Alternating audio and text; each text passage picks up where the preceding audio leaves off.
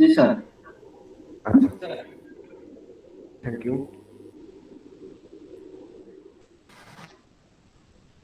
তো আমরা তাহলে তোমাদের যেহেতু 8টায় আমার একটা সেশন আছে, তো আমরা তাহলে দেরি না করে শুরু করি নাকি?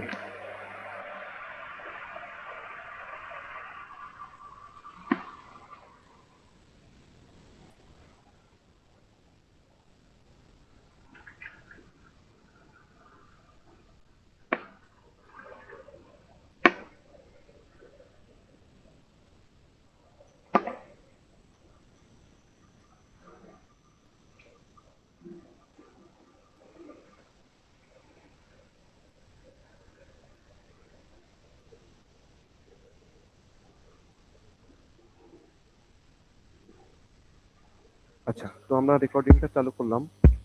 তো তোমাদের এন্ড থেকেও, হ্যাঁ অবশ্যই তোমাদের যদি রেকর্ডিং এর কোনো সুযোগ থাকে তোমরা এক দুজন রেকর্ডিংটা করবা। হ্যাঁ, অনেক সময় আমাদের এরকম হয় যে দেখা যাচ্ছে ভয়েসটা আসে নাই বা কোনো কারণে, কোনো অ্যানোম্যালিসের কারণে আমার এন্ড থেকে আমি রেকর্ডিংটা হারিয়ে ফেললাম। হ্যাঁ, তো এই কারণেই একটু ব্যাকআপ থাকলে আমাদের একটু সুবিধা হয়।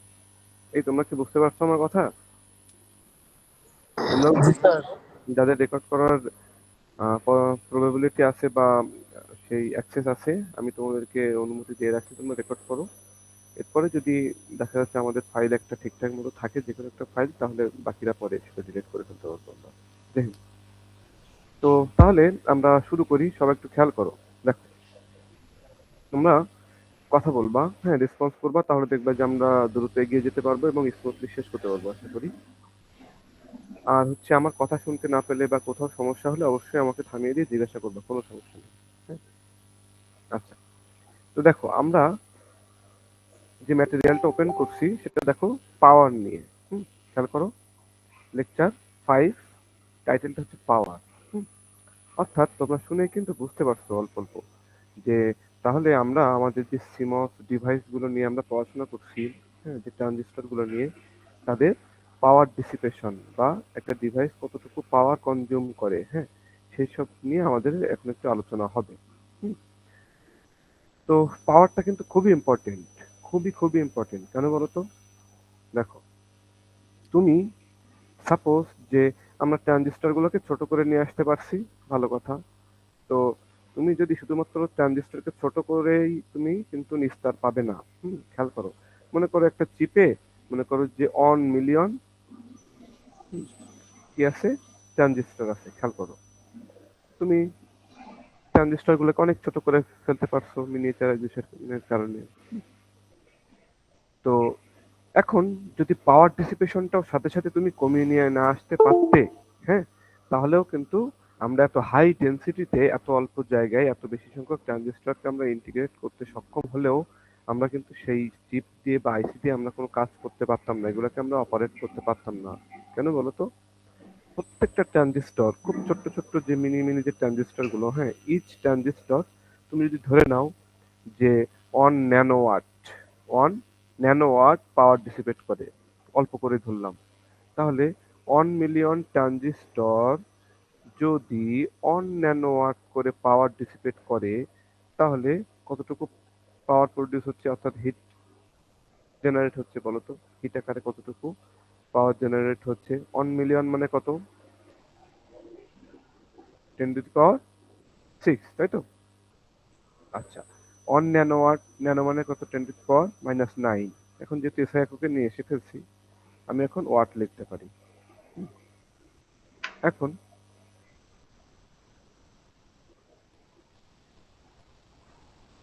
তাহলে খেয়াল করো কত থাকছে এখানে বলো তো? 10⁻³ ওয়াট। অর্থাৎ কি, এখন কিন্তু আমার পাওয়ারটাকে আমি আর নেগলেক্ট করতে পারবো না। হ্যাঁ, প্রতি সেকেন্ডে একটা কনসিডারেবল অ্যামাউন্টের এনার্জি আমাকে কিন্তু ডিসিপেট করতে হবে, আমার প্রসেসরকে কিন্তু কুলিং ডাউন করতে হবে, না হলে আদারওয়াইজ আমার প্রসেসর এত হিট প্রডিউস করবে যে সেটা কিন্তু কি হবে, গলে যাবে, পুড়ে যাবে। তাহলে শুধু ছোট করে ফেলতে পারলেই হবে না, সাথে সাথে আমাদের পাওয়ার ডিসিপেশনটাকেও কমিয়ে নিয়ে আসতে হবে। আদারওয়াইজ আমাদের কিন্তু পাওয়ার ডিসিপেশন একটা বড় চ্যালেঞ্জ আমাদের জন্য। হ্যাঁ, এটা আমাদেরকে খুব কেয়ারফুলি হ্যান্ডেল করতে হয় এবং এটা আমাদের একটা বড় ট্রেড অফ, হ্যাঁ, বড় একটা আমাদের হচ্ছে চ্যালেঞ্জ আমাদের সামনে। হ্যাঁ, যে শুধু ডিভাইস ছোট করলে হবে না, হাই ডেন্সিটিতে প্যাকেজিং এর একটা সব থেকে বড় বাধা বা চ্যালেঞ্জ হচ্ছে এই যে পাওয়ার ডিসিপেশন বা ডিসিপেটেড যে হিট, যে হিটটা প্রডিউস হবে সেই হিটটাকে আমাকে ড্রেনেজ করতে হবে। হিটটাকে আমাকে ঠিকঠাক মতো সেখান থেকে ডিসিপেট করে আউটসাইডে নিয়ে আসতে হবে, নাহলে আমার প্রসেসর গরম হয়ে কি হয়ে যাবে, গলে যাবে, পুড়ে যাবে। হ্যাঁ, এমনি দেখো এতটা হাই সফিস্টিকেটেড ডিজাইন প্রসেসর গুলো অনেক সময় ইউজ করার পরে সেটা গরম হয়ে যায়। তোমার ফোন দেখো অনেক সময় ধরে তুমি ইউজ করো সেটা গরম হয়ে যায়, এরপরে দেখো গুলা গরম হয়ে যায়। হ্যাঁ, কম্পিউটারে ডেস্কটপে তো ফ্যানই থাকে ওটার ভিতরে, এটাকে কুলিং এর জন্য। হুম, তো সব কথার মোট কথা হচ্ছে পাওয়ার একটা খুবই ইম্পর্টেন্ট প্যারামিটার আমাদের এই ডোমেইন।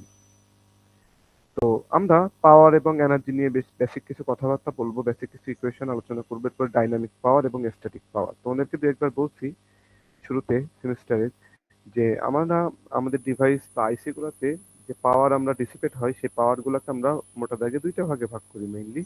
একটা হচ্ছে ডাইনামিক পাওয়ার, একটা হচ্ছে স্ট্যাটিক পাওয়ার। হ্যাঁ, তো ডাইনামিক পাওয়ার হচ্ছে যখন সুইচিং হচ্ছে, অর্থাৎ কোনো ডেটা প্রসেসিং হচ্ছে, কোনো ক্যালকুলেশন হচ্ছে, আমার চিপ বা আইসি কাজ করছে, তখন যে পাওয়ার ডিসিপেট হয়, হ্যাঁ, সুইচিং করতে অন অফ হতে ক্যাপাসিটর থাকে, এই সেই ক্যাপাসিটর গুলো ডিসচার্জ হতে যে চার্জটা ডিসিপেট হয় সেটাকে আমরা যে পাওয়ারটা ডিসিপেট হয় তাকে আমরা ডাইনামিক পাওয়ার বলি। আর স্ট্যাটিক পাওয়ারটা হচ্ছে যখন আইডল বা অলস বসে থাকবে আমার চিপটা, হ্যাঁ, ট্রানজিস্টর গুলো অন অফ হচ্ছে না, সুইচিং হচ্ছে না, হ্যাঁ, ক্যাপাসিটর চার্জিং ডিসচার্জিং হচ্ছে না, তবুও সেক্ষেত্রে লিকেজ কারেন্ট, হ্যাঁ, কিছু কারেন্ট লিকেজ কারেন্ট হিসেবে ফ্লো করে, তার কারণে পাওয়ার ডিসিপেট হয়, সেই পাওয়ারকে আমরা স্ট্যাটিক পাওয়ার বলবো।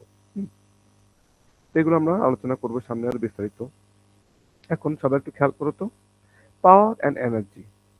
The power is drawn from a voltage source attached to the VDD pin of a chip. অর্থাৎ কি বলছে, তোমরা যখনই কোনো আইসি নিয়ে কাজ করছো তোমাদের অবশ্যই মনে থাকার কথা, তোমরা যখন সে ডিএলডি অর্থাৎ ডিজিটাল ইলেকট্রনিক্স লজিক ডিজাইন ল্যাবে কাজ করছো তখন মনে আছে সে এরকম একটা লেগের একটা চিপ, তো একটা লেগে আমাদেরকে ভিডিডির সাথে কানেক্ট করতে হতো, অলওয়েজ একটাকে আমাকে গ্রাউন্ডের সাথে কানেক্ট করতে হতো, এরকম মনে আছে না তোমাদের? আছে তো? তুমি একটু রেসপন্স করবা, ঠিক আছে? জি নাহলে স্যার আমি আছে। কানেক্ট হয়ে গেছি কিনা আমার কিন্তু এরকম মনে হবে যে আমি আসলে কানেক্টেড নাই, আমি ফাঁকা জায়গায় একা একা কথা বলছি। তোমরা একটু রেসপন্স করবা, কোনো কোশ্চেন থাকলে কোশ্চেন করবা, তাহলে আমরা সামনে আগাইতে পারবো। যাই হোক, তাহলে দেখো কি বলছে, এই লাইনটাতে বলছে যে ভিডিডি পিন দিয়ে যে কোনো চিপ পাওয়ার ড্র করে, অর্থাৎ পাওয়ার সোর্স থেকে, অর্থাৎ ভোল্টেজ সোর্স থেকে পাওয়ারটা সে কনজিউম করে, পাওয়ারটা টানে সহজ কথায়। আচ্ছা, এখন ভিডিডি পিন একটা থাকতে পারে, একাধিকও থাকতে পারে। এখন খেয়াল করো, ইনস্ট্যান্টেনিয়াস পাওয়ার, পাওয়ার তো আমরা বুঝি যে ক্ষমতা। পি সমান ডাব্লিউ বাই টি। পি সমান কি, কাজ বা শক্তি ব্যবহারের হার। হ্যাঁ, প্রতি একক সময়ে, প্রতি একক সময়ে কি পরিমাণ এনার্জি ব্যয় হচ্ছে বা কোনো এনার্জি অন্য কোনো এনার্জিতে কনভার্ট হচ্ছে, তাকে আমরা পাওয়ার বলি। দেখো, কাজ বা শক্তির একক হচ্ছে জুল, হ্যাঁ, আর সময়ের একক হচ্ছে সেকেন্ড, অর্থাৎ জুল পার সেকেন্ড। তাহলে এই জুল পার সেকেন্ডকে, এই 1 জুল পার সেকেন্ডকে আমরা বলি 1 ওয়াট। তার মানে 1 ওয়াটের মধ্যে কি লুকিয়ে থাকে, 1 জুল পার সেকেন্ড। যদি আমি বলি যে কোন একটা চিপ বা আইসি সে 1 ওয়াট পাওয়ার ডিসিপেট করে, তার মানে বুঝতে হবে প্রতি সেকেন্ডে সে 1 জুল করে ইলেকট্রিক্যাল এনার্জি, হিট এনার্জি হিসেবে কনভার্ট করে ফেলে। হুম, যদি বলতাম 2 ওয়াট, তাহলে প্রতি সেকেন্ডে 2 জুল করে শক্তি অন্য শক্তিতে রূপান্তর করে বা ইউজ করে, সহজ কথায়। হুম, তো কাজ বা শক্তি এবং পাওয়ার দুইটা কিন্তু খুবই আলাদা টার্ম, এগুলো যেন আমাদের কোনো সমস্যা না হয়। হ্যাঁ, এগুলো আমরা অনেক ছোট থেকে পড়তে পড়তে আসছি, তো এরপরেও আমি একটু ধরিয়ে দিচ্ছি অল্প করে। তো কাজ করার সামর্থ্যকে শক্তি বলে, কাজ করার সামর্থ্যকে শক্তি বলে। তো শক্তি এবং কাজের জন্য আমরা একই ইউনিট দিয়ে মেজার করি, সেটা হচ্ছে জুল। আর সেই শক্তি ব্যবহারের হার, হুম, ক্ষমতার খুব একটা ভালো উদাহরণ হচ্ছে এরকম যে সে, মনে করো যে কোনো একটা সিঁড়ি বেয়ে কেউ ছাদের উপরে কিছু উঠাচ্ছে, হ্যাঁ, দুইজন ব্যক্তি এ আর বি। তো এ মনে করো যে 10 জুলই কাজ করছে, বিও সেই 10 জুলই কাজ করছে, খেয়াল করবা দুইজনেই 10 জুল কাজ করছে, বা নির্দিষ্ট কোনো পরিমাণ ভরকে নিচ থেকে ছাদে উঠাচ্ছে দুইজনই।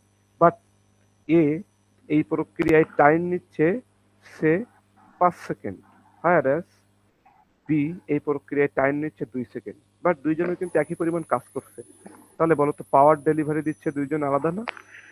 অবশ্যই আলাদা। কে বেশি পাওয়ার ডেলিভারি দিচ্ছে? পাওয়ার কার বেশি এখানে বলো? প্রতি একটা সময় পার ইউনিট টাইমে কে বেশি পাওয়ার বা এনার্জি ডেলিভারি দিচ্ছে, অর্থাৎ পাওয়ার কার বেশি? এই এ নাকি বি, কার পাওয়ার বেশি বি এইখানে? স্যার। বি এর অবভিয়াসলি, কারণ দেখো W/T, অর্থাৎ দেখো বি প্রতি 5 ওয়াট, অর্থাৎ 5 জুল পার সেকেন্ড, প্রতি সেকেন্ড হারে প্রতি 1 সেকেন্ডে সে 5 জুল করে কাজ করার অ্যাবিলিটি তার। ভাইরাস একে তুমি ডাব্লিউ কে টি দিয়ে ভাগ করো 2, হ্যাঁ, জুল পার সেকেন্ড। তার মানে কি এ যেখানে প্রতি সেকেন্ডে 2 জুল করে কাজ ডেলিভারি দিচ্ছে, সেখানে বি প্রতি সেকেন্ডে 5 জুল করে কাজ ডেলিভারি দিচ্ছে। তাহলে কাজ একই রকম হইতে পারে, কিন্তু কত দ্রুত করছে সময়ের সাথে কাজ ডেলিভারি দেওয়ার হার কার বেশি, সেটাই হচ্ছে পাওয়ার আমাদেরকে এই ইনফরমেশন দেয়। যাই হোক, পাওয়ার তো বুঝলাম, বাট এখানে ইনস্ট্যান্টেনিয়াস পাওয়ার কেন বললো? কে বলতে পারবা? Instantaneous power, why instantaneous? Instantaneous কথাটার মানে কি? তাৎক্ষণিক। এমনি পাওয়ার, হ্যাঁ, ইনস্ট্যান্টেনিয়াস কথাটা কেন আসে? সে হচ্ছে ডিসি ডোমেইনে, ধরে নাও ডিসি কারেন্ট, ভোল্টেজও মান দিক পরিবর্তন করে না, কারেন্টও মান দিক পরিবর্তন করে না। তাহলে এই দুইটা গ্রাফ যদি তুমি মাল্টিপ্লাই করো, তাহলে সে, আমি একটু অন্য কালার দিয়ে দেখাই, যে ভি আর আই গুণ করলে আরো একটা বড় কোনো কিছু পাবো, সেটাই হচ্ছে আমাদের পাওয়ার। এখানে কি সবসময় প্রতি মুহূর্তেই, এভরি ইনস্ট্যান্ট অফ টাইমে পাওয়ারটা কি বলতো? কনস্ট্যান্ট কিনা? কনস্ট্যান্ট। তাহলে এখানে এভারেজ পাওয়ার বা পাওয়ার এভাবে আমরা বলতে পারি, এভারেজ পাওয়ার বা পাওয়ার এভাবে আমরা বলতে পারি। বাট যদি আমরা এসি ডোমেইনের কথা কল্পনা করি, যে ভোল্টেজ, কারেন্ট, হ্যাঁ, দুইটাই পরিবর্তনশীল, তাহলে কি হবে বলতো? সেখানে পাওয়ার কি হবে? এক একটা মুহূর্তে এক এক রকম হবে না, তাই কিনা? এটা কি বলা যায়? মনে করে এটা বললাম ভি, এটা আই, এই ভি আর আই গুণ করলে সে আমরা অ্যানাদার একটা ওয়েভ পাচ্ছি। তো সেই ওয়েভের পাওয়ার কি কনস্ট্যান্ট নাকি সময়ের উপর নির্ভরশীল? 2 সেকেন্ড পর একরকম, 5 সেকেন্ড পর একরকম, 3 সেকেন্ড পর একরকম, এরকম না? তাই কি না? জি স্যার। তাহলে এই ক্ষেত্রে আমাদের সিনারিওতে আসবে ইনস্ট্যান্টেনিয়াস পাওয়ার, অর্থাৎ যখন কোনো কনস্ট্যান্ট থাকবে না, হুম, পরিবর্তনশীল ব্যাপার স্যাপার থাকবে, তখনই আমাদের ইনস্ট্যান্টেনিয়াস কথাটা আসে। কারণ তখন কোনো কিছু সময়ের সাথে কনস্ট্যান্ট না, সময়ের উপর নির্ভর করে, এটা টাইমের একটা ফাংশন, সহজ কথায়। এই জন্য এখানে খেয়াল করো, পাওয়ারটা দেখছো টাইমের ফাংশন হিসেবে রাখা হয়েছে, যেখানে আইও টাইমের ফাংশন, ভিও টাইমের ফাংশন, পি সমান ভিআই, এই ইকুয়েশন আমরা সবাই জানি। ডিসিতে হলে বা পরিবর্তনশীল না হলে তাদেরকে আমরা কিন্তু টাইমের ফাংশন হিসেবে দেখাতাম না। তো ভোল্টেজ হোক বা কারেন্ট হোক, যে কোনো একটা যদি টাইমের ফাংশন হয়, তাহলে পাওয়ারটাও কিন্তু আমাদের টাইমের ফাংশন হবে। সেক্ষেত্রে আমাদের সিনারিওতে কি আসে? ইনস্ট্যান্টেনিয়াস পাওয়ার। ক্লিয়ার সবাই? জি স্যার। আচ্ছা, এবার দেখো এনার্জি। তো তোমাদেরকে তো বললামই যে এনার্জি হচ্ছে কাজ। হুম, তো এনার্জি বের করতে যে দেখো এখানে ওরা ইন্টিগ্রেশন করছে, খেয়াল করো, 0 থেকে টি পর্যন্ত পি অফ টি ডিটি। কেন? আমরা সাধারণ যদি ইকুয়েশন দেখি, পি সমান ডাব্লিউ বাই টি, তাহলে কাজ বা energy W is equal two আমরা কি পাই? সহজ কথায় পাওয়ার, আর কতটুকু টাইম ধরে এই পাওয়ার ইউজ হচ্ছে তাদের গুণফল। এটাকে গ্রাফিক্যাল রিপ্রেজেন্টেশনে আমরা সব থেকে ভালো বুঝবো। খেয়াল করো, এটা মনে করো পাওয়ার। তাহলে কতটুকু এনার্জি ইউজ হচ্ছে সেটা কি হবে? টাইমের উপর ডিপেন্ড করবে। মনে করো 0 থেকে এই 10 সেকেন্ড পর্যন্ত আমরা কতটুকু এনার্জি ব্যবহার হচ্ছে সেটা বের করবো। তার মানে কি? সেটা কি বলতো? এই কার্ভের আন্ডারে যে এরিয়া, সেই এরিয়ার সমান না ক্ষেত্রফল। কারণ কি? পাওয়ার হচ্ছে এই অ্যাক্সিস আর পি হচ্ছে এই অ্যাক্সিস। দেখো পিটি, পি আর টি গুণ করা মানে কি? একটা আয়তক্ষেত্রের দৈর্ঘ্য আর প্রস্থ গুণ করা। তার মানে কি? এই ক্ষেত্রফলটা যদি তুমি বের করতে পারো এই ক্ষেত্রফলই অ্যাকচুয়ালি কাজের পরিমাণ। এটা তোমরা মেনে নিচ্ছ সবাই? জি স্যার। বাট এবার দেখো পাওয়ারটা ঠিক আগের মতোই, যদি এবার আমাদের কনস্ট্যান্ট পাওয়ার না হয়, কনস্ট্যান্ট পাওয়ার না হয়, পাওয়ারটা ইটসেলফ পরিবর্তনশীল এরকম যা খুশি, তাহলে এবার বলো কোন একটা নির্দিষ্ট ইন্টারভ্যালে যে কাজটা তুমি বের করবা সেই কাজটা কি তুমি জেনারেল কোনো ইকুয়েশন দিয়ে এরকম মাল্টিপ্লাই করতে পারবো আমরা? এটা কোনো পরিচিত শেপ আমাদের এরিয়া যদি বের করতে হয় পরিচিত শেপ না হয় তখন আমাদের কার আশ্রয় নিতে হয় বলো? ইন্টিগ্রেশনের আশ্রয় নিতে হয় তখন, তাই তো? এই যে পি এখন টাইমের ফাংশন, আর এই অ্যাক্সিসটা টি থাকলোই, হুম তখন আমাকে কি করতে হয়? এই ক্ষেত্রফল বের করবা কিভাবে সূক্ষ্মভাবে তুমি বলো তো? এই ক্ষেত্রফল সূক্ষ্মভাবে কিভাবে বের করা যাবে? এটা কোনো ত্রিভুজ না, কোনো আয়তক্ষেত্র না, কোনো বৃত্ত না, কোনো ট্রাপিজিয়াম না, তাহলে এটা ক্ষেত্রফল আমরা কিভাবে বের করতে পারি? তখনই কিন্তু সিনারিওতে আসবে এমটি নিবে কে? সাধারণ ম্যাথমেটিক্স আর সলিউশন দিতে পারবে না। এখন আমাদের সিনারিওতে কি আসবে? ক্যালকুলাস। এবার দেখো ক্যালকুলাস এগুলোকে কিভাবে সলভ করে তোমাদেরকে একটু কনসেপ্ট দিয়ে দিই, তোমরা আস্তে আস্তে বুঝতে পারবা যে ডিফারেন্সিয়াল ইন্টিগ্রাল ক্যালকুলাস আসলে এগুলোর মজাটা কোথায়, কি কাজ করে অ্যাকচুয়ালি। দেখো আমরা কি করবো এবার এটাকে, দেখো ছোট ছোট স্লাইসে ভাগ করে ফেলবো। হুম তো এরকম দেখো এন সংখ্যক স্লাইসে ভাগ করে ফেলতে পারলে কি সুবিধা হবে? একটা মাত্র স্লাইসের দিকে তাকাও, একটা মাত্র স্লাইসের দিকে তাকাও। দেখো বৃত্ত, তো যদি আমরা এই বৃত্তের পরিধির উপর খুব ক্ষুদ্র একটা অংশ বিবেচনা করি তাহলে সেটাকে কি নিয়ারলি একটা স্ট্রেট লাইন হিসেবে ধরে নেওয়া যাবে না? এই ছোট্ট অংশকে যাবে কিনা? যত ছোট যাবে। অংশ নিব তত আমরা সেটাকে স্ট্রেট লাইন হিসেবে বিবেচনা করতে পারবো। ঠিক এখানে এরকম আমরা অনেক ক্ষুদ্র ক্ষুদ্র ভাগে ভাগ করতে পারলে কি হবে, এদেরকে আমি এই যে দেখো এখানে কিন্তু একটা ইরর থেকে যাবে, খেয়াল করো ভালোভাবে বুঝবা কিন্তু। এই যে দেখো প্রত্যেকটা জায়গায় আমি তাদেরকে স্ট্রেট লাইন দিয়ে একটা আয়তক্ষেত্রে কনভার্ট করছি। হ্যাঁ, তাহলে কি সুবিধা হবে? এই যে প্রথমটার কথা চিন্তা করো, প্রথম যে স্লাইস, এইটার ক্ষেত্রফল বের করতে গেলে আমরা কিভাবে বের করব? এই যে দেখো এই যে এক্স অ্যাক্সিসকে আমরা ভাগ করে ফেলছি ডেল টি। হ্যাঁ, এই যে প্রত্যেকটা এক্স অ্যাক্সিসের এই যে স্লাইস, হ্যাঁ এই যে ইন্টারভ্যাল সেটা হচ্ছে ডেল টি। ডেল টি থেকে আমরা আরো ক্ষুদ্র পরিবর্তনের জন্য যখন নিব সেটাকে আমরা বলবো ডিটি, ডিটি। তাহলে গুণ করো প্রথম স্লাইসের ক্ষেত্রফল ডেল এস অন সেটা কত হবে এই সময়ে তার ওয়াই অ্যাক্সিসের মান, যেটা কিনা পি অফ টি ডিটি। অনুরূপভাবে ডেল এস টু কি হবে দ্বিতীয় ক্ষেত্রে আমাদের ওয়াই অ্যাক্সিসের মান, এবং এক্স অ্যাক্সিসে তো অলওয়েজ সবাই প্রত্যেকটা স্লাইসের মানই ডিটি। তাহলে দ্বিতীয় ক্ষেত্রফলের মান তুমি কিভাবে বের করবা? একই P two of T DT. এইরকম ভাবে যদি সবগুলা স্লাইসের ক্ষেত্রফল তুমি বের করে এদেরকে যোগ করে দাও তাহলে কি সব থেকে কাছাকাছি আমি আমার এই এরিয়াটাকে আমরা রিয়েলাইজ করতে পারবো। এটা নিয়ে কারো কোনো দ্বিমত আছে বলতো? বাট এখানে হ্যাঁ কিন্তু এরর থেকে যাচ্ছে, খেয়াল করো এটাতেও কিন্তু আমরা 100% আমরা পুরোপুরি কি করতে পারছি না, এরিয়া গুলোকে সঠিকভাবে বের করতে পারছি না। হ্যাঁ কিছুটা হলে এরর কিন্তু এখানে থেকে যাবে, অ্যাকচুয়াল এরিয়ার থেকে কিছু এরিয়া আমি এখানে কম মেজার করব। তো এটা সলিউশন কি ইনফাইনাইট ভাগে ভাগ করে ফেলবো, এটাকে এন না বলে এটাকে অসংখ্য ভাগে ভাগ করবো। যত বেশি ছোট স্লাইস হবে তত আমাদের এই ইররের পরিমাণটা কমে যাবে। এটা কি তোমরা কল্পনা করতে পারো? এখন স্লাইসটা যত ছোট হবে তত আমরা আমাদের এই ইররের পরিমাণটা কমে যাবে, তাই কিনা বলো তো? এই যে ওয়াই অ্যাক্সিসে স্ট্রেট লাইন হিসেবে ধরতে গেলে তখন আমাদের তত কম ইরর ইন্ট্রোডিউস হবে। এটা কি কল্পনা করতে পারো তোমরা? এটা কি কল্পনা করা যায়? সেই ছোট ছোট স্লাইসে ভাগ করে সবগুলো স্লাইসকে যোগ করে এরিয়া বের করা, সেটাকেই আমরা ক্যালকুলাসের ভাষায় ওই অসংখ্য ভাগে ইনফাইনাইট ভাগে ভাগ করাকে আমরা বলি এই যে একটা ইন্টারভ্যাল। হ্যাঁ, সে টি ওয়ান থেকে টি টু পর্যন্ত পি অফ টি ডিটি সাধারণ গুণ না। হ্যাঁ, এটাকে একটা স্পেশাল ওয়েতে এরিয়া বের করে নিয়ে আসার ফর্মুলা হচ্ছে এই যে ইন্টিগ্রেশন। এই ইন্টিগ্রেশনের ফ্লেভার কি পাইছো একটু একটু? বুঝতে পারছো নাকি সব মাথার উপর দিয়ে গেল? আমি এই কনসেপ্টটা কি দিতে পারছি একটু একটু? তোমাদের কিছু কি বোঝা যায়? জি স্যার। নাকি কঠিন লাগছে? তো এই জন্য যেখানে পাওয়ারটা কনস্ট্যান্ট থাকে সেখানে এনার্জি আমরা ডিরেক্ট পি আর টি এর গুণফল দিয়ে বের করি, বাট যেখানে পাওয়ার ইটসেলফ চেঞ্জিং, তো চেঞ্জিং ব্যাপার স্যাপার থাকলে সেখানে ক্যালকুলাসের আবির্ভাব ঘটে, তোমরা জানো।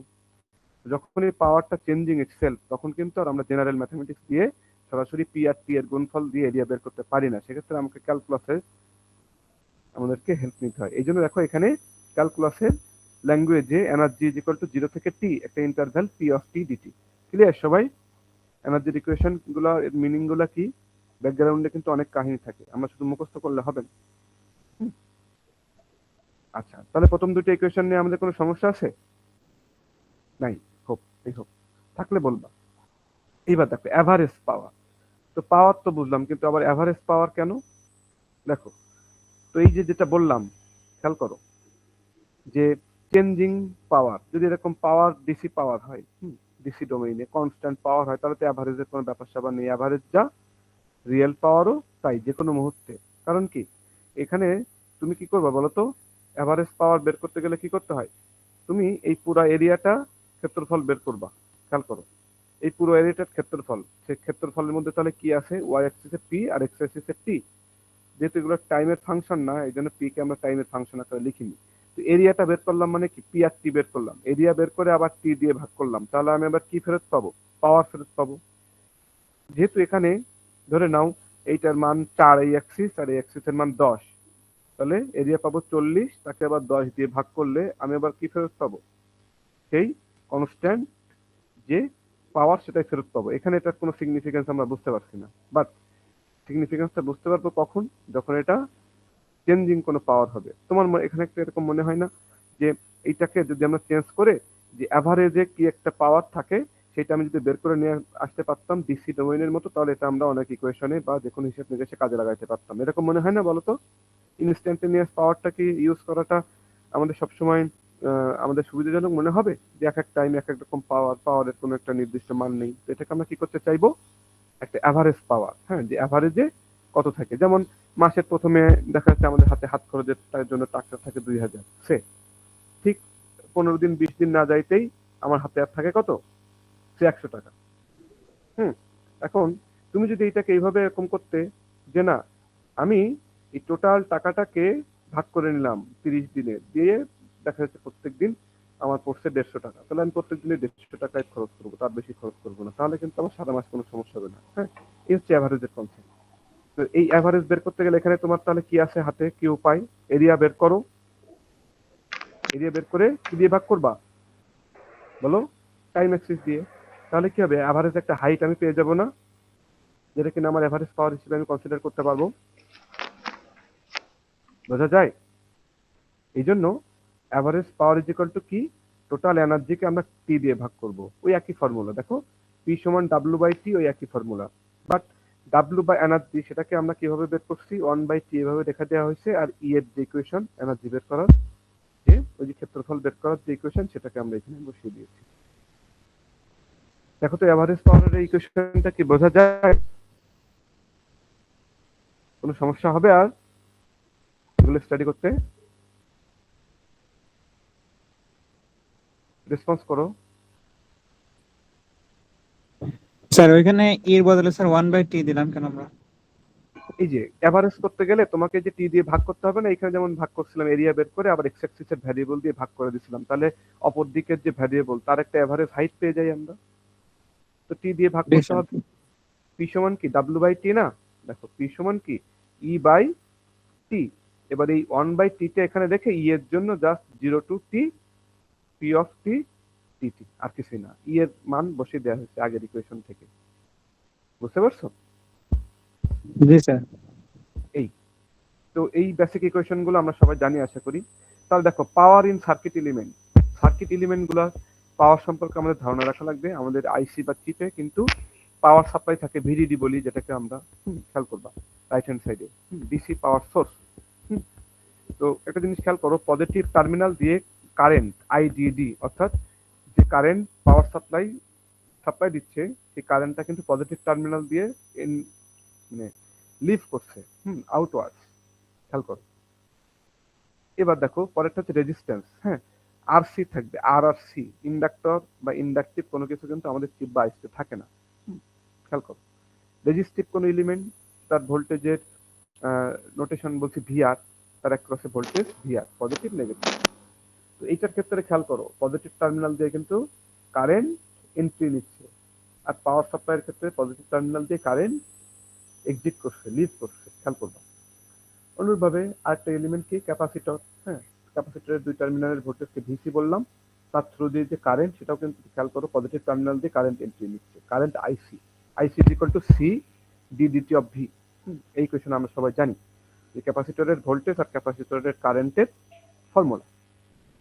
এখন একটা জিনিস তোমরা খেয়াল করো যে সোর্স, সোর্স আর সিঙ্ক কিভাবে বুঝবো? সোর্স আর লোড, অর্থাৎ যেখানে পাওয়ার ডিসিপেশন হচ্ছে, এরা কিন্তু পাওয়ার ইউজ করছে। পজিটিভ টার্মিনাল দিয়ে কারেন্ট এন্ট্রি নিলে তোমরা বুঝবা এগুলো হচ্ছে পাওয়ার ডিসিপেটিং এলিমেন্ট বা পাওয়ার কনজিউমিং এলিমেন্ট বা পাওয়ার, যেটাকে আমরা বলবো স্টোরিং এলিমেন্ট। আর যে ডেলিভারি দিবে তার ক্ষেত্রে সবসময় দেখবে পজিটিভ টার্মিনাল দিয়ে কারেন্ট এক্সিট করবে। এই মনে থাকবে। কিভাবে বুঝবো? শর্টকাটে, পজিটিভ টার্মিনাল দিয়ে কারেন্ট এন্ট্রি নিলে বুঝবো তারা পাওয়ার হয় কনজিউম করবে অথবা স্টোর করবে। হ্যাঁ, ডেলিভারি তারা দেয় না, তারা ইউজ করে বা স্টোর করে। আর পজিটিভ টার্মিনাল দিয়ে কারেন্ট এক্সিট করলে আমরা বুঝবো সে কিন্তু সোর্স, সে পাওয়ার ডেলিভারি দিচ্ছে। ক্লিয়ার এই কথাটা? এই মনে থাকবে? জি স্যার। আচ্ছা, এইবার দেখো, তাহলে প্রত্যেকটা পাওয়ার সম্পর্কে আমাদের আইডিয়া থাকা লাগবে। দেখো, power supply, DC power supply, তার পাওয়ার পি অফ ভিডিডি, ডিসি সাপ্লাইয়ের পাওয়ার। সেটা ডিসি বলছি, আবার কেন আমি এটাকে টাইমের ফাংশন হিসেবে রাখছি? তাহলে কারণটা কি? ভিডিডি তার অ্যাক্রসের ভোল্টেজ কিন্তু কনস্ট্যান্ট ভোল্টেজ, তার দুই টার্মিনাল সে কিন্তু সবসময় বজায় রাখবে পাওয়ার সাপ্লাই। বাট কারেন্টটা কিন্তু টাইমের ফাংশন। কারণ কি? তোমার ট্রানজিস্টর কখনো অফ আছে, কখনো অন আছে, কখনো কারেন্ট নিচ্ছে, কখনো কারেন্ট নিচ্ছে না। তাহলে যে কারেন্টটা সে ডেলিভারি দিচ্ছে, সেই কারেন্টটা কিন্তু ইটসেলফ টাইমের ফাংশন। তো বললাম যে কোনো একটা ভ্যারিয়েবল টাইমের ফাংশন হলেই পাওয়ার ইটসেলফ কি হবে? টাইমের ফাংশন হবে। আচ্ছা, এইবার দেখো, রেজিস্ট্যান্স বা কোনো রেজিস্টিভ এলিমেন্টের পাওয়ার পি অফ আর, এটাকেও কিন্তু আমরা টাইমের ফাংশন। কারণ কি? কারেন্ট অলওয়েজ ওই যে টাইমের ফাংশন।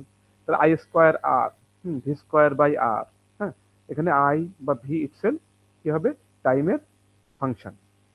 কারণ একটা রেজিস্ট্যান্সের অ্যাক্রসে কতটুকু ভোল্টেজ ড্রপ হচ্ছে, হ্যাঁ, এটা কিন্তু পাওয়ার সাপ্লাইয়ের ভোল্টেজের মতো না। এখানে ভিডিডির পাশে আমরা টি রাখি নাই কেন? কারণ একটা পাওয়ার সাপ্লাই অলওয়েজ কনস্ট্যান্ট একটা ভোল্টেজ সাপ্লাই দেয়, তার অ্যাক্রসের ভোল্টেজ কিন্তু কখনো চেঞ্জ হয় না। বা একটা রেজিস্ট্যান্সের অ্যাক্রসে কতটুকু ভোল্টেজ ড্রপ হচ্ছে, এটা কিন্তু তার থ্রু দিয়ে কারেন্টের উপরে নির্ভর করে। কারণ কি? ভি সমান আই আর, আই গুণিতক আর, আর এর মান তো কখনো চেঞ্জ হবে না, বাট আই চেঞ্জ হতে পারে ইটসেলফ। এই জন্য ভি আর অর্থাৎ রেজিস্ট্যান্সের অ্যাক্রসের ভোল্টেজ ইটসেলফ কিন্তু একটা টাইমের ফাংশন হতে পারে, কারেন্টটা যদি টাইমের ফাংশন হয়। তো পি সমান V square by R, P সমান আই স্কোয়ার আর, বা পি সমান ভি আই, এই ইকুয়েশন গুলো আমরা সবাই জানি না? তিনটা ফর্মে জানি তো? জি স্যার। জানি। এইবার দেখো, ক্যাপাসিটরের কতটুকু এনার্জি স্টোর করে রাখবে? ক্যাপাসিটরের পাওয়ারের থেকে কনসার্ন বেশি আমরা, ক্যাপাসিটর তো পাওয়ার ডিসিপেট করে না, এর জন্য সে কতটুকু করে এনার্জি স্টোর করতে সক্ষম হয় সেটার কাছে আমরা যাচ্ছি। ই অফ সি, তার মানে ক্যাপাসিটরে স্টোরড এনার্জি। তাহলে কি করতে হবে? ভোল্টেজ এবং কারেন্টকে গুণ করতে হবে। সাধারণ গুণ না, কারণ কি? চেঞ্জিং ব্যাপার স্যাপার আছে দুইটাই। দেখো, টি এর ফাংশন যখন ডিসি থাকে তখন আমরা ডিরেক্ট গুণ করি। এখন যেহেতু ডিসি না, চেঞ্জিং ব্যাপার স্যাপার আছে, কনস্ট্যান্ট না, তাহলে 0 থেকে ইনফিনিটি। ইনফিনিটি মানে কনসিডারেবল অ্যামাউন্ট অফ টাইম, যাতে করে ক্যাপাসিটরটা তার ফুল ভোল্টেজে চার্জ হইতে পারে। হ্যাঁ, ধরে নিচ্ছি ক্যাপাসিটরটা ফুল ভোল্টেজে চার্জ হইতে একটা কনসিডারেবল টাইম লাগবে। এখানে ইনফিনিটি মানে এমন না যে অসীম থেকে অসীম। হ্যাঁ, এখানে infinity meaning considerable amount of time, যাতে করে ক্যাপাসিটরটা তার ফুল ভোল্টেজে চার্জ হইতে পারে, নাথিং এলস। তাহলে 0 থেকে একটা ইনফিনিটি টাইমে I of T V of T, ক্যাপাসিটরের কারেন্ট ক্যাপাসিটরের ভোল্টেজকে যদি আমি ইন্টিগ্রেট করি তাহলে আমরা কি পাবো? এনার্জি পাবো। তো দেখো, 0 টু ইনফিনিটি, খেয়াল করবা, আই ক্যাপাসিটরের কারেন্টের ইকুয়েশন এখানে লেখা আছে, সেই আই সি এর মানটা এখানে রিপ্লেস করা হয়েছে C of D DT of V, আর ভি অফ টি ডিটি ছিল ভি অফ টি ডিটি এখানে রয়ে গেছে। তাহলে এই ফার্স্ট লাইন থেকে সেকেন্ড লাইনে কি পরিবর্তন আসলো, কিভাবে আসলো, বুঝতে পারছো? এগুলোকে মুখস্থ করা লাগবে। জাস্ট আই ক্যাপাসিটিভ কারেন্টের মানটা এখানে বসিয়ে দেওয়া হয়েছে, নাথিং এলস। তাহলে দেখো ডিটি ডিটি কি হয়ে যায়? ক্যান্সেল আউট হয়ে যায় এখান থেকে। আর ক্যাপাসিট্যান্সের মান সি, সেটা কনস্ট্যান্ট, তো কনস্ট্যান্ট কোনো কিছু আমরা ইন্টিগ্রেশনের বাইরে চলে যাই, নিয়ে গেলাম। এইবার মজার ব্যাপার দেখো, যখন টাইম ছিল ভ্যারিয়েবল, তো টাইমের রেসপেক্টে ভ্যারিয়েবল কি ছিল বলতো? 0 স্টার্টিং থেকে এন ক্যাপাসিটর ফুল চার্জ হওয়া পর্যন্ত টাইমের মান ছিল। এখন যখনই এই ডিটি ওপরে নিচে কাটাকাটি হয়ে এখান থেকে ক্যান্সেল আউট হয়ে গেল, তখন আমার ভ্যারিয়েবল কি চলে আসলো বলতো? ডিভি। ভ্যারিয়েবল কে বলো? ভোল্টেজ। তাহলে আমাদেরকে এখন ভ্যারিয়েবল চেঞ্জ করে নিতে হবে না? তোমরা এরকম হরহামেশা করতে না?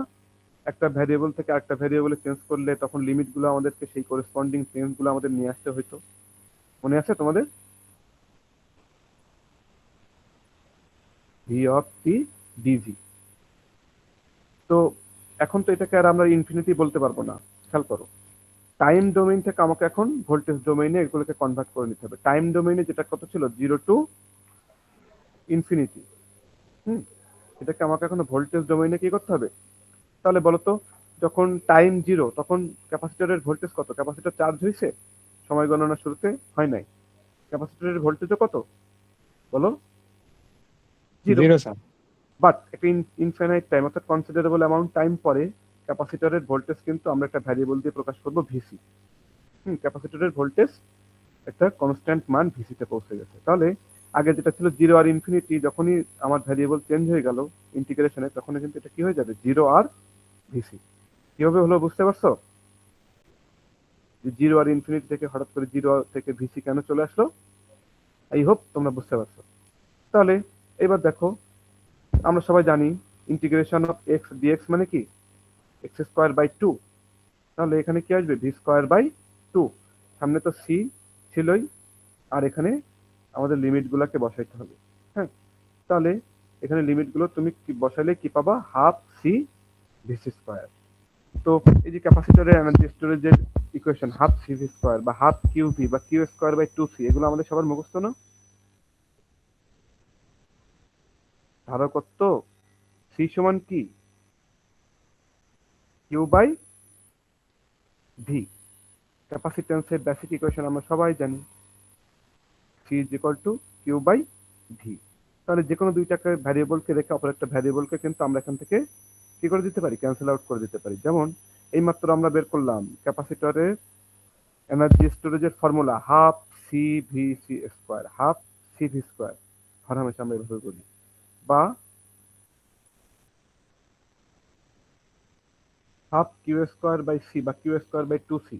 অর্থাৎ কি, তুমি এখান থেকে তুমি যদি চাও যে কিউ আর সি এর রেসপেক্টে প্রকাশ করবো, ভি কে এখান থেকে আমি তাড়িয়ে দিব, তাহলে এখানে ভি এর মানটা এখান থেকে বের করে নিয়ে বসিয়ে দিবা, এবার কিউ আর সি দিয়ে মান পাওয়া, বা হাফ কিউ ভি।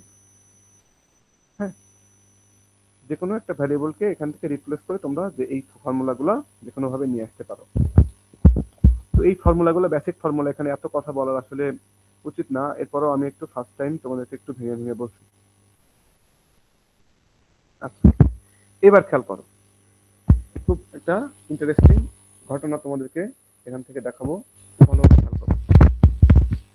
এখানে একটা মেইন কনসেপ্ট আমাদেরকে নিতে হবে, সেটা খেয়াল করো। এই যে দেখো, আমরা দেখলাম না আজকেই তোমাদেরকে ক্লাসে অনেককেই বলছি, সবাইকেই প্রায়, যে আমাদের মস ডিভাইসগুলো কিন্তু ক্যাপাসিট্যান্স ইন্ট্রোডিউস করে। মস ডিভাইসগুলো ক্যাপাসিট্যান্স ইন্ট্রোডিউস করে, গেট ক্যাপাসিট্যান্স, আবার সোর্স টু বডি, আবার ড্রেইন টু বডি। সবাই কিন্তু এখানে রিভার্স বায়াস ডায়োড যেহেতু থাকে, তো সবাই কিন্তু এখানে ক্যাপাসিট্যান্স ইন্ট্রোডিউস করে। তার মানে সহজ কথায় মস ডিভাইস মানেই, মস ট্রানজিস্টর মানেই তারা ক্যাপাসিট্যান্স ইন্ট্রোডিউস করবে। এখন ধরে নাও একটা ইনভার্টার, হ্যাঁ, সিম্বল দিচ্ছি জাস্ট সিম্পলিসিটির জন্য, একটা ইনভার্টার কোন একটা চিপের মধ্যে আছে আইসিতে, তো এই ইনভার্টার কি একা একা থাকবে বলতো? তার ডাইনে তার বামে অসংখ্য এরকম ট্রানজিস্টর দিয়ে তৈরি আলাদা সার্কিট থাকবে কিনা বলো? থাকবে কিনা? তার আউটপুটে এর এপাশে মিলিয়ন মিলিয়ন ট্রানজিস্টর, বিভিন্ন বিভিন্ন সার্কিট সব কানেক্টেড থাকবে না? থাকবে কিনা? সবাই কি দিয়ে তৈরি? মস ট্রানজিস্টর। তার মানে কি, সবগুলা এই পাশের এই যে ট্রানজিস্টরের আউটপুটে যতগুলো ট্রানজিস্টর কানেক্টেড, সবগুলার যে একটা সম্মিলিত ক্যাপাসিট্যান্স, সেটা কিন্তু এই আউটপুটের লোড ক্যাপাসিট্যান্স হিসেবে আমরা কনসিডার করতে পারি। যদিও এরকম কোনো লাম্পড প্যারামিটার এটা না, ডিস্ট্রিবিউটেড প্যারামিটার। হ্যাঁ, অনেকগুলা এলিমেন্টের মধ্যে ডিস্ট্রিবিউটেড থাকে, তবুও সবগুলাকে আমরা হিসাবের সুবিধার্থে একটা বস্তায় ভরে লাম্পড প্যারামিটার বলে এদেরকে। একটা জায়গায় তাদেরকে কেন্দ্রীভূত করে একটা লোড ক্যাপাসিট্যান্স হিসেবে আমি কনসিডার করতে পারি নাকি পারি না বলতো? পারা যাবে? এই কনসেপ্টটা কি বুঝতে পারছো? একটু কথা বলো তো। আমরা এখন থেকে হর হামেশা আমাদের সার্কিটগুলোর আউটপুটে দেখবে একটা করে লোড ক্যাপাসিট্যান্স প্লেস করবো। এই লোড ক্যাপাসিট্যান্সের উৎস কি, এটা কোথা থেকে এন্ট্রি নিল, এটা কি ক্লিয়ার সবাই? এই কথা বলো। জি স্যার। হ্যাঁ, যদি বুঝতে না পারো তাহলে বলো, আরেকবার বলেন, আরেকটু এটা আরেকবার একটু রিপিট করতে হবে। কথা বলো। স্যার একটু আরেকবার রিপিট করলে ভালো হতো স্যার। হ্যাঁ, এটা বলতে হবে। তো বলো, তোমরা কথা বলো, তাহলে আমরা দ্রুত আগাইতে পারবো। দেখো, যে কোনো চিপ বা আইসিতে যে মিলিয়নস অফ ট্রানজিস্টর থাকবে, হ্যাঁ, তুমি যে কোনো একটা মস ট্রানজিস্টর বা যে কোনো একটা অ্যান্ড গেট বা অর গেটের কথাই চিন্তা করো, মস ট্রানজিস্টর দিয়ে তৈরি, বাট আমি এখানে সিম্পলিসিটির জন্য এটা দিয়ে সিম্বল দিয়ে দেখাচ্ছি। তো তার আউটপুট কি হবে বলতো? তার আউটপুট নিশ্চয়ই অন্য কোনো গেট বা অন্য কোনো লজিক ফ্যামিলি তাদের হচ্ছে ইনপুট হিসেবে যাবে। এখানে আদার্স কোনো একটা অর গেটের মধ্য দিয়ে এটা ইউজ হচ্ছে, তাদের আউটপুট আবার কোনো জায়গায় ইউজ হচ্ছে, কারণ কোনো এখানে মিলিয়নস অফ ট্রানজিস্টর একে অপরের সাথে কানেক্টেড। তো প্রত্যেকটা লজিক গেট বা প্রত্যেকটা লজিক এলিমেন্ট তার আউটপুটে অসংখ্য ট্রানজিস্টরের সাথে কানেক্টেড সামহাউ। ক্লিয়ার তো? তো প্রত্যেকটা এলিমেন্টই কি দিয়ে তৈরি? মস ট্রানজিস্টর দিয়ে তৈরি। আর মস ট্রানজিস্টর মানে তারা কি ইন্ট্রোডিউস করবে, তারা কি অফার করবে সার্কিটে? একটা সিঙ্গেল মস মানে কি, সে কিন্তু কিছু না কিছু ক্যাপাসিট্যান্স, হ্যাঁ, সে কিন্তু ইন্ট্রোডিউস করবে। তো সবার এই যে সম্মিলিত ক্যাপাসিট্যান্সের কে আমরা কনসিডার করার জন্য এখানে যদি আউটপুটে আমি একটা এইভাবে একটা ক্যাপাসিট্যান্স ইন্ট্রোডিউস করি এবং এটাকে আমরা লোড ক্যাপাসিট্যান্স বলি, তাহলে কি হবে না? কারণ এর এর আউটপুট হাই হওয়া মানে কি, এই যে যতগুলো এই পাশের ক্যাপাসিটিভ ইফেক্ট আছে সবগুলো ক্যাপাসিটরকে চার্জ করে আউটপুট ভিডিডিতে এখানে হাই করতে হবে, তাহলেই তুমি এখানে বলতে পারবে আউটপুট অন। আবার যখন ডিসচার্জ করা মানে কি, যতগুলো এই পাশের এই যে ক্যাপাসিটর চার্জ হয়ে বসে আছে আগের স্টেটে সবগুলো চার্জ তোমাকে ডিসচার্জ করে দিতে হবে। তখনই তুমি এটাকে বলতে পারবে আউটপুট এখন 0। বুঝতে পারছো? ডিভাইস এখানে একা একা অপারেট করতে পারে না, এখানে ক্যাপাসিটিভ ইফেক্ট চলে আসে। আমরা চাই না এটা আসুক, বাট এটাকে আমরা পুরোপুরি নেগলেক্ট করতে পারি না। এই জন্য আমরা এখন থেকে দেখবো যে কোনো গেট কি নিয়েই আমরা কাজ করি না কেন, আউটপুট একটা কি বলবো, লোড ক্যাপাসিট্যান্স। সেটা কোথা থেকে আসছে এবার ক্লিয়ার? যে কোশ্চেন করছিল যে স্যার আরেকবার বলেন, সে কি বুঝতে পারছো এখন?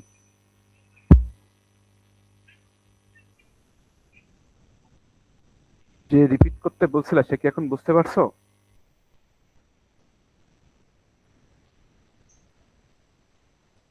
এই যে কোশ্চেন করছিলা যে আরেকবার রিপিট করতে, তুমি কি বুঝতে পারছো নাকি আরো একবার বলা লাগবে? তুমি বলো, যতবার খুশি আমি ততবার বলবো, যতক্ষণ না বুঝবা কোনো সমস্যা নেই।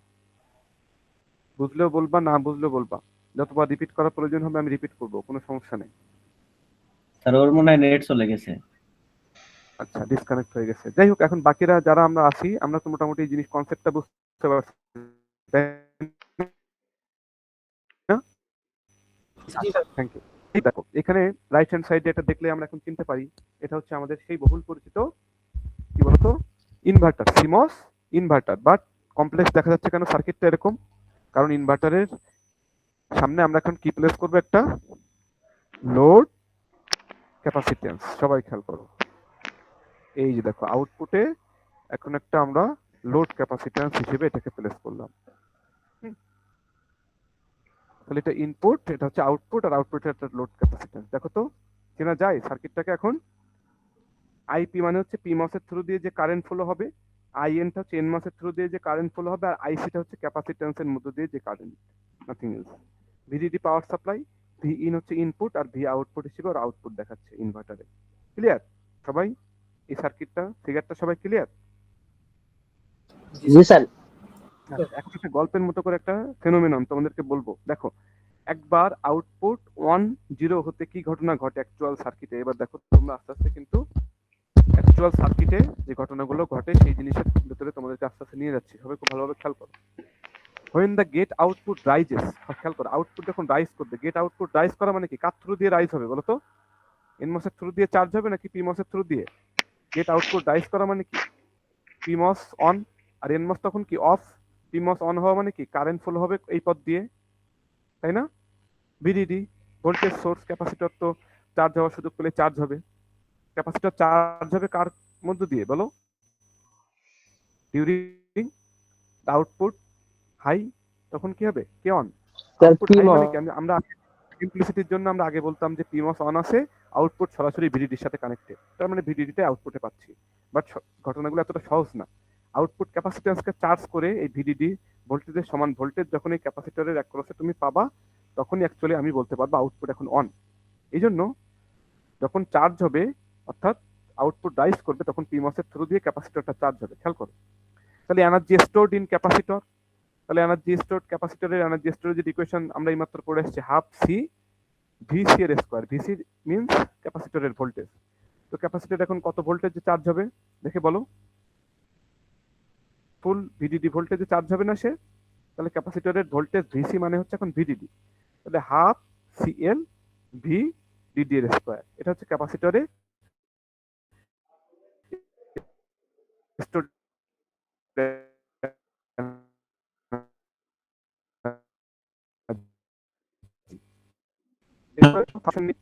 রাইজ করার সময় স্টোর করে রাখলো। বাট পাওয়ার সাপ্লাই দেখো, তোমার এই যে ব্যাটারি সোর্স, সে কতটুকু এনার্জি আসলে ডেলিভারি দিচ্ছে সেটাও আমরা একটু দেখতে চাই। দেখো, but energy ড্রন from the supply, ঠিক ওই যে আমরা একটু আগেই যে পাওয়ার সাপ্লাই এর এনার্জি সাপ্লাইয়ের যে ইকুয়েশন ভি গুণ আই, সেটাই আমরা এখন ইউজ করছি। খেয়াল করো।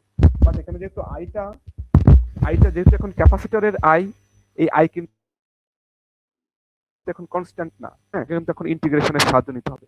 স্বাভাবিক গুণফল করে আমি এখন এনার্জি বের করতে পারবো না। ইভিডিডি অর্থাৎ energy delivered by the power source, 0 to infinity. কারণ ইনফিনিটি বলা হচ্ছে কারণ ক্যাপাসিটরটা চার্জ হইতে একটা কনসিডারেবল টাইম লাগবে। এই ইনফিনিটি মানে কিন্তু অসীম না, যে কালের পর কাল চলতে থাকবে এমন কিছু না। এটা মিন করে যে একটা কনসিডারেবল অ্যামাউন্ট অফ টাইম, যাতে করে আমাদের ক্যাপাসিটরটা ফুল ভোল্টেজে চার্জ হয়। ওকে, এরপরে ভিআই, ওই যে পাওয়ার সাপ্লাই, তার ভোল্টেজ কিন্তু কনস্ট্যান্ট। দেখছো পাওয়ার সাপ্লাই যে তার কিন্তু ভোল্টেজ চেঞ্জ হবে না, সেটা কনস্ট্যান্ট ভোল্টেজ সবসময় আউটপুট দিবে। এই জন্য এটা কিন্তু টাইমের ফাংশন হিসেবে দেখানো হয় নাই। বাট কারেন্ট, কখনো কারেন্ট সে সাপ্লাই দিবে, কখনো দেখবা যে কারেন্ট সে সাপ্লাই দিচ্ছে না। এই জন্য কারেন্টটা টাইমের ফাংশন, টাইমের উপর ডিপেন্ডেন্ট, সময়ের উপর নির্ভর করে।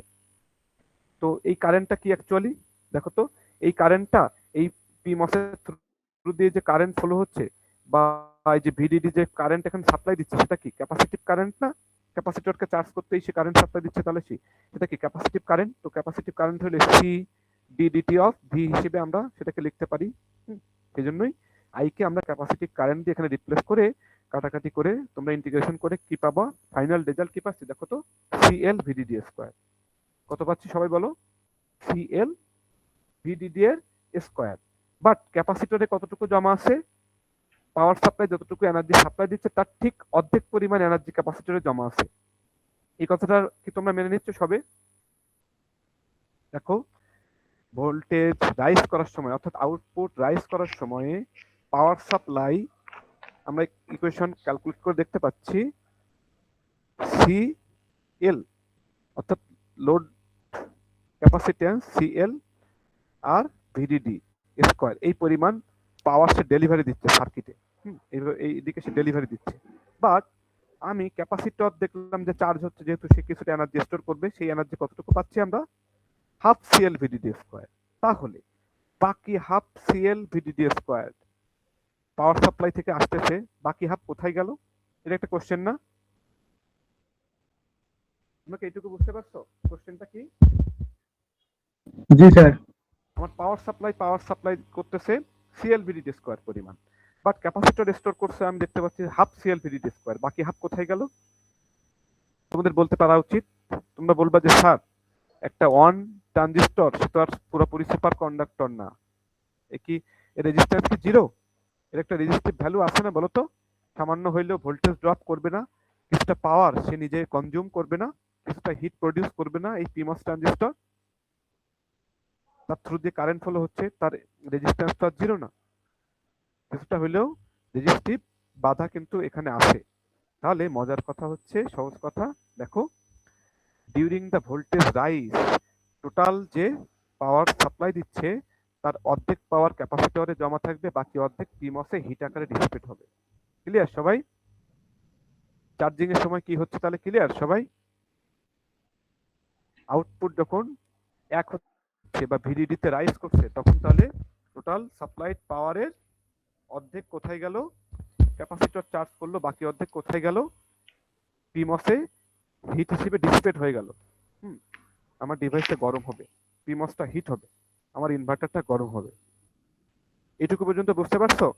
দেখো বলা আছে half the energy from VDD is dissipated in the PMOS, দেখছো, transistor as heat, other half stored in capacitor, বাকি হাফ ক্যাপাসিটরে জমা করা আছে। তোমাদেরকে শিখিয়েছি যে ক্যাপাসিটর সবসময় energy storing element, pure capacitor কখনো এনার্জি ডিসিপেট করে না, সে এক সাইকেলে এনার্জি নেয়, বাকি আরেক সাইকেলে এনার্জি ফেরত দেয়। তো এই অর্ধেক পরিমাণ ঘটনা কি সবাই বুঝতে পারছো? Response please. আর কোনো সমস্যা আছে এইটুকুতে? নাই। এইবার এই পাওয়ার সাপ্লাই এর যে কারেন্ট, হ্যাঁ, এই আই অফ টি আকারে এখানে কেন রাখা হয়েছিল? আমার কার্যটা এখানে খেয়াল করো, আই অফ টি, এখানে কারেন্টকে কেন টি এর ফাংশন হিসেবে রাখা হয়েছে এবার বুঝতে পারবা, খেয়াল করো। তাহলে আমরা একটা সাইকেল কমপ্লিট করি, যে আউটপুট রাইজ করলাম, এবার আউটপুট অন থেকে আবার জিরো করবো, আউটপুট এখন অন আছে, খেয়াল করবো আউটপুট অন হওয়ার ঘটনায় তাহলে একটা ইনভার্টারের ক্ষেত্রে কি ঘটনা ঘটছে, যে টোটাল পাওয়ার সাপ্লাই দিচ্ছে তার অর্ধেক পিমসে ডিসিপেট হচ্ছে, বাকি অর্ধেক আমাদের ক্যাপাসিটরে স্টোর করা আছে। এবার আমরা বাকি অর্ধেক ফেনোমেনন দেখবো, একটা ফুল সাইকেল, যে জিরো থেকে অন হলো, হ্যাঁ, জিরো থেকে অন হলো, এবার অন থেকে আবার জিরো করব। তাহলে একবার এই যে ট্রানজিশন অর্থাৎ switching, that means inverter switching করছে, অন হচ্ছে জিরো হচ্ছে। তো একটা সাইকেল বুঝলেই তো বাকি সব তো এরকমই ঘটনা, তাই কিনা বলো তো? বাকি সব এরকমই ঘটনা না? জিরো হবে, অন হবে, অন হবে, জিরো হবে, এইসব। যাই হোক, তো বাকি অর্ধেক ঘটনা দেখো, খুব interesting. When the gate output falls, তাহলে দেখি তো তোমাদের কতটুকু কনসেপ্ট মনে আছে। গেট আউটপুট ফল করা মানে কি? কোন ট্রানজিস্টর অন আর কে অফ এখন? NMOS on, very good. আর কে অফ? ইমোস অফ। পিমস অফ আছে এখন। তার মানে কি? ইন্টারেস্টিং ব্যাপার দেখো, পাওয়ার সাপ্লাই এর সাথে আমার সার্কিটের এখন কোনো সম্পর্ক নেই, আছে? দেখো অফ করে দিছি আমি এখান থেকে একবার ক্যাপাসিটর বাইরে করবে তাহলে হবে। হ্যাঁ, ক্যাপাসিটর তাহলে এই যে চার্জ হয়ে আসছে এখানে, হ্যাঁ, পজিটিভ টার্মিনাল পজিটিভ প্লেট আর নিচেরটা হচ্ছে নেগেটিভ প্লেট। এখন আমার অন হয়ে গিয়েছে কে? বলো, এখান থেকে শর্ট সার্কিট এনমোস। হয়ে গেছে এনমস, এখন অন হয়ে গিয়েছে। তাহলে বলো ক্যাপাসিটর চার্জ হয়ে বসে আছে, সে আবার ডিসচার্জের জন্য গ্রাউন্ডের পাথ পাইছে, তাহলে কি হবে? সে এই পাথে এই চার্জগুলো সব গ্রাউন্ডে ডিসচার্জ করে দিবে কি দিবে না? দিবে না? হ্যাঁ স্যার। এই বাকিটা রেসপন্স করো, এটা কি বোঝা যায়? যখন এনমস অন হয়ে যাবে, ক্যাপাসিটর চার্জ হয়ে বসে আছে, পাওয়ার সাপ্লাইয়ের সাথে আমার দেখো এখন আর কোনো কানেকশন নাই, পিমস এখন অফ হয়ে গেছে। তাহলে দেখছো আমার পাওয়ার সাপ্লাই ভিডিডি সার্কিট থেকে পুরো ডিসকানেক্টেড এখন। তাহলে এখন সার্কিটে পাওয়ার কোথা থেকে আসবে? সার্কিটের পাওয়ার আসবে এখন ওই যে আগের স্টেজে ক্যাপাসিটরে যে চার্জটা স্টোর করা ছিল না, মজার ব্যাপার দেখো, সেই চার্জটাই ক্যাপাসিটরে স্টোর যে হাফ সিএল ভিডিডি স্কোয়ার ছিল, যে half CL VDD square charge এখন এনমসের থ্রু দিয়ে কোথায় চলে যাবে? গ্রাউন্ডে ডিসিপেট হয়ে যাবে। এনমস এখন হিট হবে, গরম হবে, এনমস উত্তপ্ত হবে এখন। দেখো, when the gate output falls, energy in capacitor is dumped to ground, অর্থাৎ গ্রাউন্ডে পাস করে দিচ্ছে এনার্জিটা, ডিসিপেট করে দিচ্ছে, ড্রেনেজ করে দিচ্ছে। Dissipated as heat in the NMOS transistor, তাহলে সেই এনার্জিটুকু স্টোর করা এনার্জিটুকু কোথায় গেল? হিট হিসেবে এনমস ট্রানজিস্টর, কারণ এনমস কেউ তো আর পিওর কন্ডাক্টর না, তার একটা রেজিস্ট্যান্স আছে। পিমস কারেন্ট ফলো করলে যেরকম কিছুটা ভোল্টেজ ড্রপ করে হিট ডিসিপেট হয়, অনুরূপভাবে এনমস যখন অন হবে তার থ্রু দিয়ে কারেন্ট ফলো করাইতে গেলেও কিন্তু সে ভালো মানুষের মতো বলবে না যে আমি কোনো হিট ডিসিপেট করব না বা আমি কোনো ভোল্টেজ ড্রপ করব না, সেও কিন্তু একটা পাওয়ার কনজিউম করবে। সেই পাওয়ারটা কতটুকু? অবভিয়াসলি আগের স্টেজে ক্যাপাসিটরে যেটুকু পাওয়ার আমাদের স্টোর করা ছিল এনার্জি, সেই এনার্জিটুকুই এখন এনমসের থ্রু দিয়ে ব্যয় হয়ে যাবে। এই ফুল সার্কেলটা কি বোঝা গেল তাহলে? বলো তো, তাহলে আলটিমেটলি একবার সুইচিং এ আমাদের কতটুকু পাওয়ার ব্যয় হচ্ছে? আমাদের পাওয়ার সোর্স কতটুকু পাওয়ার ডেলিভারি দিচ্ছে? পি অফ ভিডিডি কত? সেটা পাওয়ার বলবো না, এনার্জি বলো, টোটাল কতটুকু এনার্জি বা ব্যয় করা লাগলো আমাদের? সিএল ভিডিডি স্কোয়ার না? প্রথম সাইকেলেই, হ্যাঁ, রাইস আউটপুট 0 থেকে 1 এ রাইস করার সময় সে কতটুকু পাওয়ার ডেলিভারি দিচ্ছে টোটাল? বলো একবারেই সিএলভিডিডি স্কোয়ার, সেই সিএলভিডিডি স্কোয়ার অর্ধেক কোথায় ডিসিপেট হচ্ছে? পিমসে। পিমসে, ভেরি গুড। আর বাকি অর্ধেক কিন্তু নষ্ট হয়নি, এখনো স্টোর করা আছে। কোথায় স্টোর করে রাখছে? কে স্টোর করে রাখছে? ক্যাপাসিটর। ক্যাপাসিটর। খেয়াল করবা, এবার পরবর্তী হাফে যখন 1 থেকে 0-তে নামছে, সেই সময় কিন্তু পাওয়ার সাপ্লাই কিন্তু আর পাওয়ার ডেলিভারি দিচ্ছে না। তাই বলে কি আমার পাওয়ার ডিসিপেট হচ্ছে না? অবশ্যই হচ্ছে। ওই যে ক্যাপাসিটরে যে পাওয়ার স্টোর করা ছিল, সেই পাওয়ারটুকু এনমস এর থ্রু দিয়ে ডিসিপেট হয়ে যাচ্ছে। তার মানে আলটিমেটলি একটা ফুল চক্রে, একটা ফুল সাইকেলে আমার সিএলভিডিডি স্কোয়ার পাওয়ার ডিসিপেট হচ্ছে। এই জন্য দেখছো পাওয়ার সাপ্লাই এর কারেন্ট, তাহলে 0 থেকে 1 যখন হচ্ছিল তখন কিন্তু পাওয়ার সাপ্লাই কারেন্ট ডেলিভারি দিচ্ছে। পরের অর্ধেকে কি পাওয়ার সাপ্লাই কোনো কারেন্ট ডেলিভারি দিচ্ছে? বলো। না স্যার। না, তাহলে কারেন্ট ইটসেলফ টাইমের একটা ফাংশন। এই জন্য দেখো এখানে স্যার বলতে যাচ্ছিলাম এখানে ফার্স্ট হাফে তো স্যার ক্যাপাসিটর চার্জ হয়, সেকেন্ড হাফে ক্যাপাসিটর ডিসচার্জ হয়। ডিসচার্জ হলো। হ্যাঁ, কিন্তু হচ্ছে আমরা ভি আউটে তাহলে কি পাবো এই সাইকেল গুলোতে? পাবো ভি আউটে, এবার পরের ক্যাপাসিটর যখন ডিসচার্জ করে ফেলবে আউটপুট 0 পাবো। আমরা কি বলতাম? এনমাস অন হওয়া মানে কি? আমি বলতাম যে ভিডিডির সাথে কানেক্টেড সরাসরি আউটপুট। তখন তার মানে কি আউটপুট তখন কত? ভিডিডি, অর্থাৎ আউটপুট লজিক 1। যখনই এনমস অন হয়ে যাবে, পিমস অফ হয়ে যাবে, তখন আমরা আউটপুট কি বলতাম? যে আউটপুট সরাসরি গ্রাউন্ডের সাথে কানেক্টেড। তার মানে কি গ্রাউন্ডের 0 ভোল্টেজ আউটপুটে পাস হয়ে যাচ্ছে। এটা অ্যাকচুয়ালি এরকম না, অ্যাকচুয়ালি ওই চার্জটা ডিসচার্জ হয়ে গ্রাউন্ডে চলে যাচ্ছে জন্য ক্যাপাসিটরের চার্জ এখন কত? ক্যাপাসিটর কত ভোল্টেজ ধরে রাখছে? 0 ভোল্টেজ। তার চার্জ নেই, এজন্য আউটপুট 0 পাবো আমি এখন। ক্লিয়ার? হ্যাঁ স্যার। তাহলে এই জিনিসগুলো কিন্তু খুব ইন্টারেস্টিং। হ্যাঁ, তো যাই হোক, তোমাদের সম্ভবত 8টা থেকে আবার একটা সেশন আছে, তাই না? 8টা থেকে একটা সেশন আছে, ক্যান্সেল হয়েছে তোমাদের? ওটা হবে তাই তো? জি স্যার হবে।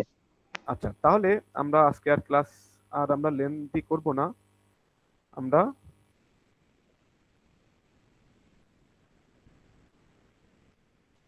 ক্লাসটা আজকে এখানেই আমরা এন্ড করব।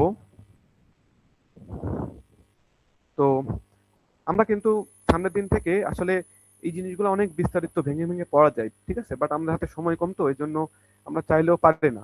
তো এরপরেও আমি চেষ্টা করছি একটু ডিটেলস বলার। তোমরা যদি একটু ধৈর্য ধরে ক্লাস করো বা শেখার চেষ্টা করো, আশা করি অনেক কনসেপ্ট ক্লিয়ার হবে, তোমাদের অনেক কিছু শিখতে পারবা। তো আমরা নেক্সট দিন এই 5 নাম্বার পেজ পর্যন্ত আমরা পড়লাম। নেক্সট দিন আমরা 6 নাম্বার পেজ থেকে আশা করি নেক্সট দিন পাওয়ারের এই স্লাইডটা আমরা শেষ করে ফেলবো। তো তোমাদেরকে একটু বলছি যে তোমরা 7টা থেকে 8:30, হ্যাঁ, আগামী 4-5 দিন, আগামী সপ্তাহে সোমবার পর্যন্ত অ্যাটলিস্ট তোমরা এই 7টা থেকে 8:30 এই স্লটটা কাউকে অ্যালট করবে না। 3 সেকশনকে একসাথে বলছি। এটা তোমরা বাই ডিফল্ট, আমি যদি তোমাদেরকে গ্রুপে নাও বলি, তোমরা ধরে রাখবা যে এই কয়দিন আমাদের একটা না ক্লাস হবে, এক্সেপ্ট বৃহস্পতিবার শুক্রবারের কথাটা আলাদা। বৃহস্পতিবারে আমরা ক্লাস করলে তোমাদেরকে জানাবো, আর শুক্রবারে ক্লাস করার প্রশ্নই ওঠে না। ওদিন ছুটির দিন, সবাই ছুটি কাটাবা। বৃহস্পতিবারেও আমরা ক্লাস করবো না আশা করি, বাট বাকি দিনগুলোতে না বললেও তোমরা ধরে নিবা যে আমাদের কিন্তু সন্ধ্যা 7টা থেকে 8:30 এই স্লটে একটা 1 ঘন্টা 15-20 মিনিটের একটা ক্লাস আমরা এখানে করবো।